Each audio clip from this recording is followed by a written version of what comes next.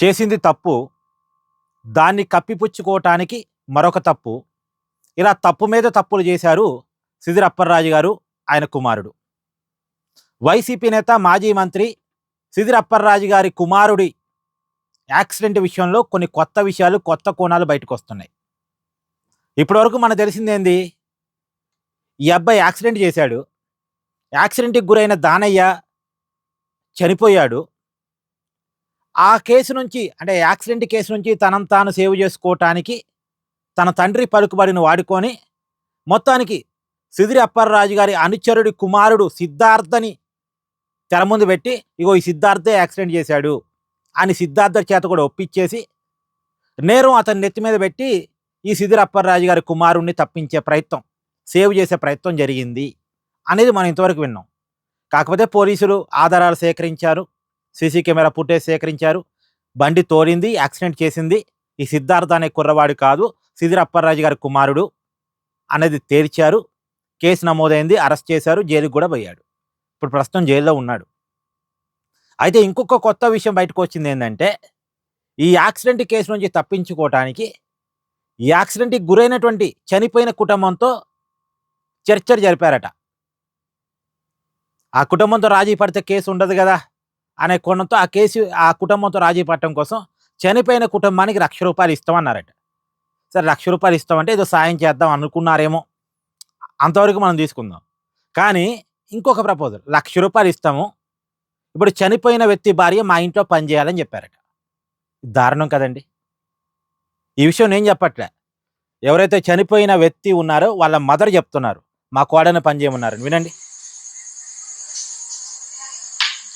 అక్కడ అందగోడు నా కొడుకు, ఆ అందగోడు చంపినాడు, ఆయనకి ఏమైనా చెయ్యిలు వస్తే జనం కాలు చేసిపోయి నిర్లక్ష్యంతో చేశారు, వదిలేసి వెళ్ళిపోయారు. వెళ్ళిపోయాను, మరి వెళ్ళిపోండి, వెళ్ళిపోయాను. ఆయన కొడుకు కారు మీద పెట్టుకెళ్ళిపోయాను, ఆ యాక్సిడెంట్ కొడుకు ఆయన గొప్ప చెప్పినాడు. లేదు, తర్వాత ₹1,00,000 సాయం చేస్తామని వచ్చారట. ₹1,00,000 సాయం చేస్తే మనం వచ్చారు, ₹1,00,000 ఇస్తాము, మా ఇంట్లో పనిగా ఒక మనిషి అమ్మకి వచ్చి సోదరు అంటే, నా కొడుకు చంపేసి నువ్వు ₹1,00,000 ఇస్తావు, నేను ₹1,00,000 ఇంట్లో పెట్టుకొని నా కోళ్ళ చేత నీ ఇంట్లో పని చేయించాలా? ఇవన్నీ పెద్దలకు మదేనే. ₹1,00,000 ఇస్తా ఉన్నారు, మీ కొడుకు విలువ అది. నా కోళ్ళకి అది ఇంట్లో పని చేయమన్నాడు. చూసారుగా, ₹1,00,000 ఇస్తామన్నారట.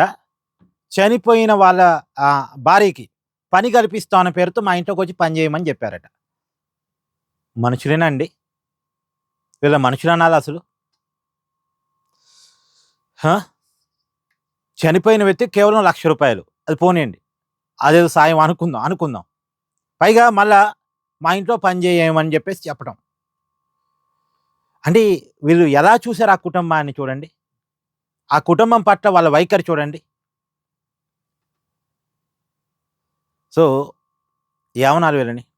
ఒకటి, యాక్సిడెంట్ చేశాడు, యాక్సిడెంట్ చేయగానే యాక్సిడెంట్కి గురైన వ్యక్తిని హాస్పిటల్కి తీసుకెళ్ళి ఉంటే బాగుండేది, కానీ అక్కడ నిర్లక్ష్యంగా వ్యవహరించాడు, హాస్పిటల్కి తీసుకెళ్ళలే.